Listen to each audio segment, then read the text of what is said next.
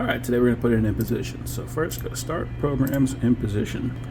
Go to RP Edit, New. Now we're going to put in our information. So for this is a 54-page product. So number of pages, we're going to put that in as 54. Number of sections, there are 4 sections. Press is 3, so 3 is Charlie. If we want to put it on Baker, go to 1. 1 for Baker, 3 for Charlie. We're going to put this in on Charlie. This is going to be a straight run, not collect. Show pages per section, we always check that. Pages in the first section, that is 26 pages, 2, 6. Then we got 8, 10, and 10. 8, 10, and 10. You can use tab to tab through those, or you can click on them, it's up to you. Hit OK, hit yes. For the real stance, this is where things start getting complicated if you're used to looking at the page like this, because on this program, we're going to be looking at it upside down. I believe the reason they do that is because most presses actually build their layouts like this. We build them like this, but when you put them in the Imposition, it has to be like that. So we're going to start at the top. That is Tower 2. We're going to put in Real Stand 11. So Tower 2 uses Real Stand 11. And we use 13, 14, 51, 13, 14, 51, 16, 17, 18, and 20. So it's important to remember that this is going to select the real stand, not the tower. You can also see on the top left here, this is A, B, C, and D. That is the position of the plate. So A is the near side, D is the far side. Our page A1 is on the far side. So we're going to start with that in the top right. Tower 16, 1, 2, 3, 4. Now let's say I accidentally put one in there, but I wanted to put it in there. We can see it is still continuing to count up. So the next page we put in is going to be 7. We're already all messed up. So what I can do is I can delete that. And this number up here is the next number it's going to put in. So I'll change that back to 5. And then the next place I click is going to be a 5. 5, 6, 7, 8, 9, 10, 12, 13, 14, 15, 16, 17, 18, 19, 20, 21, 22, 23, 24, 25, 26. So that is our A section. Now you might think for the next section, that is our B section, we're going to start back at 1. But if we click, that is going to go to page 27. So this is always going to count the total number of pages. So whichever page is next, that is going to be the next page we put there. So 27 is correct. It's easy, it's just to count in your head. So 1, 2, 3, 4, 5, 6, 7, 8. And then we got our 10-page section. 1, 2, 3, 4, 5, 6, 7, 8, 9, 10. And we got our last 10-page section. And we'll knock that out. Next, we're going to put in the web paths. So right here on this question mark for Real 11, we click on the question mark, and these are all our different web paths. Now you can see on there, right here is where you need to pay attention, and right here. So the former level, that is going to be the lower board, the mid board, or the third high. This says third high. This says mid board, mid board, mid board, third high, lower board, and mid board. We want Real 11 to be on the mid board. And this is showing us our turn sheet. So is this barring? We're not going to be barring for this, so we're looking for straight in. Just keep on clicking until we find the one we want. That's the one we want, former level 2, and straight in. If we were going to bar, this is going to be a bar drive to the op. This is going to be a bar op to the drive. And all that's going to do is that it's going to automatically set the number for that comp. If you just go and put that straight in, it's not really going to matter. The operator is going to be able to put the comp in that they want. So we got the one we want, hit select.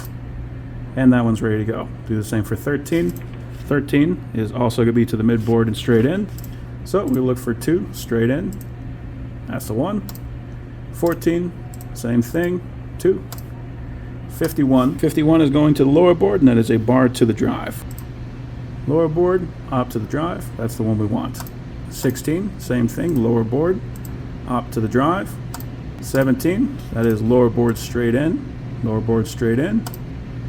18.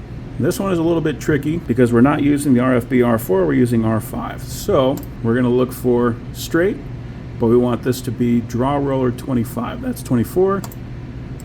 That's the one we want. Lower board, draw roller 25. That's the only one that I'm aware of where you really have to look at it, but that is one that you want to pay attention to. If you don't get it right, it's okay. All that means is the folder operator is going to have to put that number in manually. And Real 20, again, lower board straight. So that's it. Now you can hit save and Imposition.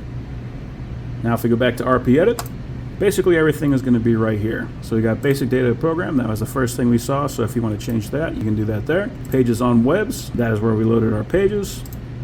And if we go to plates unit, this is where we can select our colors. So this is the tower, this is going to be the couple, and then this is going to be each page on that couple. So if we are on tower 18, hit get. Now we're looking at tower 18. This is couple 2, so this is the blue on the 13 side. If we don't want any color on that couple, we would click all these. These are for the straight and the collect. There really isn't much of a point to that because you got to click all of them, because that is going to turn off the color for the entire couple. But you can see now these are highlighted blue. That means that that is deselected. The thing to keep in mind is nobody really uses this anymore. If we just don't touch this page, it is going to allow for color everywhere, and then the unit operator can select whether they want to turn off that color flow or not. Most of the time, we don't even go to that page. That is just for your information if you want to use it. Next thing is production data.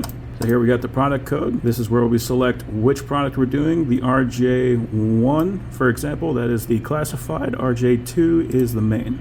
Description, this is just going to be for your information, so we'll call that Adam's main. Production date, so that is the date you're going to print. Date of issue, that is the date that you're printing for. Shift, we'll put that on night. Start time 2300, stop time 0, so basically midnight. The only important thing there is that we don't overlap with other products, otherwise it will give us an error. Then the net press, for example, if we were printing 200,000 over both presses, so both presses run on the same product, then this press would run 100,000. 100,000. So 100,000 for this press, 200,000 in total. We don't really ever do that anymore, so we would just write 200,000 for the press and the total. And hit OK. Back to RP Edit. Pages titles, we do not use. RP Edit. Folder presettings. So here we're going to turn on or off the RTFs and the NIPs. There's a lot of stuff that you can adjust here, but the only things you really need to keep in mind is that this box on the bottom, that is for the lower board. This is for the mid board, this is for the third high. This is for the NIPs for the op, this is the NIPs for the drive. Same here and here, and here and here. So, if you see information filled in, that means that that is activated. Again, you can adjust that, but it is usually not a good idea to. So, these are the different presets for it. So we'll just click on one of them, hit select, and we can see that the lower board is lit up. So everything for the RTFs and the NIPs on both the op and the drive are going to be on. If we go to the next one, hit select, got the same thing. Go to the next one, hit select. We can see we got our lower board and our drive on the mid board. Next one, hit select. We have the lower board and the mid board. For this one, we've got the lower board, the mid board, and the drive side on the third high. And the last one is everything. For this layout, we're going to be using the lower board and the mid board. So we're going to select that and hit select. Now we can see our lower board and our mid board are selected. Hit OK. So now this program is built. Go to RP buffer. Save to. I already created one, so I'm just going to hit yes. This is going to override it. Most of the time, it's just going to have a text box that pops up that says OK, and you just hit OK. For me, I got this text box. I'm going to overwrite. I'm just going to hit yes. Now we got that text box that says OK. Hit OK. Go back to RP buffer, production overview. Now we're going to look for that job. So press is 3. Product was RJ2, so I'm just going to type in R, RJ2, and hit list. Now we should see in here Adam's main. Hit send to PCS, and we can see here it says that is in position 2. Hit OK. Now if we go back to our Gus, select job, and we can see I got our job right here. To highlight it, right now it is selecting position 1. We'll go to position, type in 2, hit OK. Now position 2 should highlight. There we go, that's highlighted. Now if we activate that, that is going to activate that job. If we don't want that job to be in there, hit delete, hit OK.